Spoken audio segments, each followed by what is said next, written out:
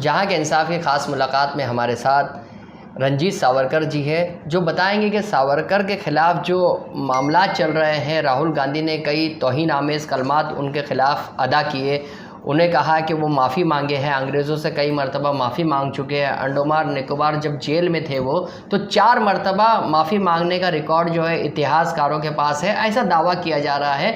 तो ऐसे में आप जो है उनके पोते हैं, तो क्या कहते हैं इस ताल्लुक़ से? क्या ये पॉलिटिकल इशू है जो इलेक्शन के मद्देनज़र जो है बीजेपी और कांग्रेस इस तरह के मामलात को उठा रही है? क्या पूरा मामला है? देखिए, मैं राहुल गांधी को कई बार चैलेंज कर चुका हूँ कि मुझे वो एक लाइन दिखाए यहाँ सावरकर ने माफ़ी मांगी हो।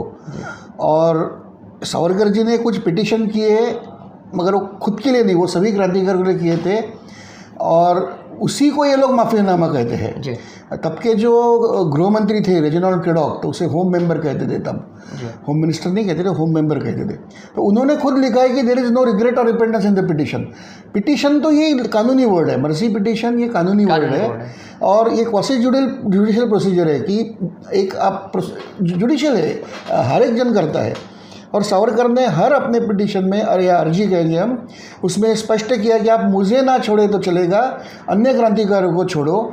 और ब्रिटिश रिकॉर्ड में कई जगह पे ब्रिटिश ने उसका उल्लेख सीधा V D. Savarkar's petition for general amnesty of political prisoners, मतलब सार्वत्रिक क्षमा के लिए। हाँ, एमनेस्टी मतलब क्षमा, मगर आप क्षमा का वर्ड भी ऐसा मत करो because that is a legal word कि सभी को छोड़ दो जी।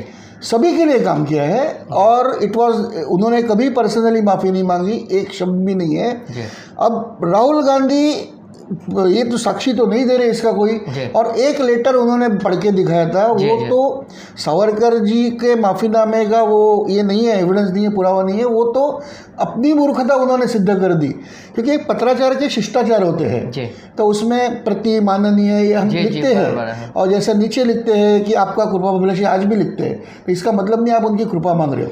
तो उस समय इंग्लिश में ये सिस्टम थी कि I beg to remain your servant, और ये जो लाइन थी ये बहुत कॉमन थी। मतलब वॉइसरॉय भी किसी को खत लिखेगा तो ऐसे ही लिखता था। ब्रिटेन के प्राइम मिनिस्टर ने जापान के प्राइम मिनिस्टर को, एक मेरे पास खत है उसमें सेम है, तो इसका मतलब ये नहीं कि ब्रिटेन का प्राइम मिनिस्टर जापान का नौकर बन गया। गांधी ने ऐसे पत्र लिखे वॉइसरॉय को खुद, तो ये इसका ट्रांसलेशन बता रहे कि मैं आपका नौकर बनना चाहता हूँ, और कहते सावरकर ने ब्रिटिशों के लिए काम किया।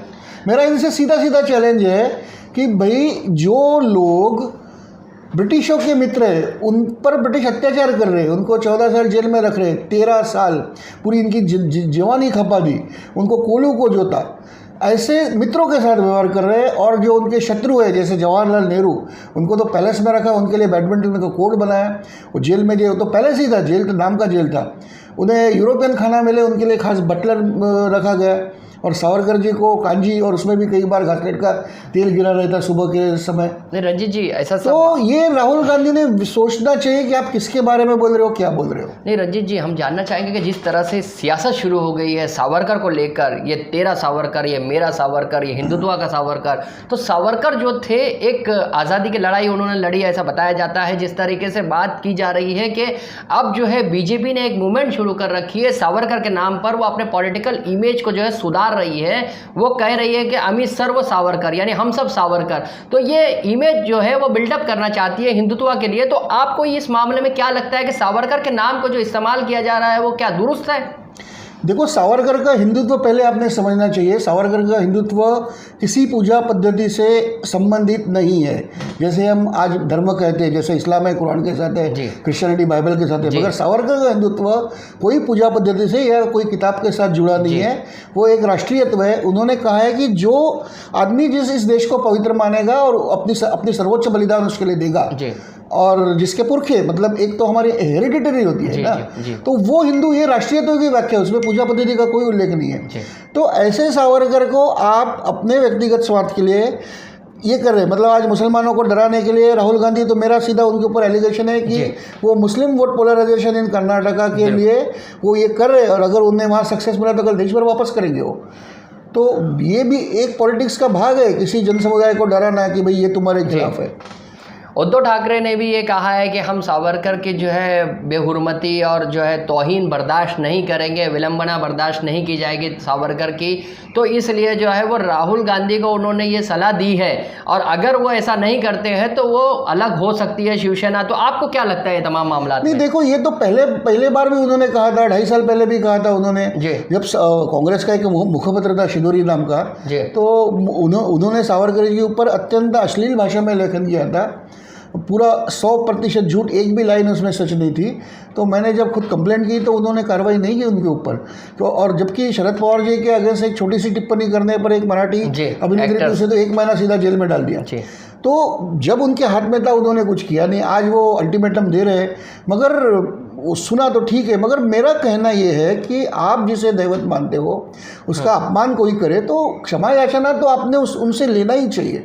मतलब they should insist on apology from Rahul Gandhi. नहीं, जैसा कि बताया जा रहा है कि सावरकर जी जब जेल से रिलीज़ हुए उस वक्त जो है अंग्रेज़ों ने उनके लिए जो है वो मदद शुरू कर दी थी, उनको जो है वो तनख्वाह दे रहे थे, इस तरह के भी एलिगेशन लगाए जा रहे हैं। इस पर क्या कहना है, ये किस पे क्या सत्य है? सरासर झूठ है। सावरकर को कोई तनख्वाह नहीं मिलती थी। सावरकर रत्नागिरी में उनको जब स्थानाबद्ध किया था तो उनको वकीली करने पर भी पाबंदी थी जी। तो उस समय according to the British law ऐसे जो स्थानाबद्ध राज्यबंदी थे वो भारत में कोई 1000 संख्या में थे। उसमें नेताजी सुभाष चंद्र बोस की फैमिली भी थी, उनको 1000 रुपये का पेंशन मिलता था। गांधी जी येरवाड़ा जेल में थे, उनके साथ उनके लोग लाए गए तो उनके ऊपर 700 या 750 रुपये पर महीना खर्च होता था गांधी जी के ऊपर, क्योंकि वो जेल में है। तो उनकी फैमिली जेल में नहीं, स्थानाबद्ध थे वो, जेल में नहीं, यानी नजरबंद कर देना, नजरबंद थे घर पे। सावरकर भी नजरबंद थे। तो सावरकर को मात्र 60 रुपये मिलते थे जी। गांधी जी को 600 रुपये से ज्यादा मिलते थे। यानी पेंशन और तनख्वाह, पेंशन किस बात की? अच्छा। और जब अगर 60 रुपये के लिए सावरकर बिक जाते हैं, देखो मैं कहता हूँ कि मोतीलाल नेहरू जो जवाहरलाल नेहरू के पिता है वो तो LLB भी नहीं थे जी, वो BA भी पास नहीं थे, फिर भी वो वकीली एक ट्रेडिशनल एक होता था जी कि जैसे रजिस्टर्ड मेडिकल प्रैक्टिस होते वैसे रजिस्टर्ड प्लीडर होते थे। तो वो जब लाखों कमा रहे थे तो सावरकर तो बैरिस्टर थे, सावरकर ने चाहा था तो लाखों करोड़ों कमाते थे जी। तो ये तो पूरी बचकाना है। ये वो अलाउंस मिलता था क्योंकि he was in this prison, मतलब हाउस अरेस्ट में थे बराबर, और सिर्फ 60 रुपये जी। जबकि बाकी बंदीवानों को, कॉमन प्रिजनर्स को 120 रुपये मिलता था, गांधी सर को 600 रुपये मिलता था। तो आप क्या ये बर्दाश्त करोगे कि सियासी लीडरान जो है सावरकर के नाम को इस्तेमाल कर रहे हैं? आप उनके पोते हो तो आप क्या अपील करोगे इनसे कि क्या ये इस्तेमाल किया जाना चाहिए? नहीं, अपील क्या करें, इनको 10 बार मैंने नोटिस भेजी है। मैंने कहा कि भाई आप उसके लिए क्षमा याचना करें क्योंकि आप एक राष्ट्रभक्त का अपमान कर रहे हैं। तो मैं तो कोर्ट के हिसाब से करूँगा। अभी आखिर कानून भी कुछ भारत में चीज़ होती है, कानून के सामने उसका फैसला हो जाएगा। भोईवाड़ा कोर्ट में भी केस किया था आपने, उसकी क्या परिस्थिति है अभी? उसके दादर पुलिस स्टेशन को उन्होंने ऑर्डर दिए कि इनके ऊपर नोटिस सर्व करें, तो अभी वो प्रोसीजर में है, तो वो जल्दी उनको आना पड़ेगा। और ये 100% इनके पास कोई एविडेंस नहीं है, तो इन्हें एक तो माफ़ी मांगे, कोर्ट डिसाइड करेगा अभी क्या करेगा।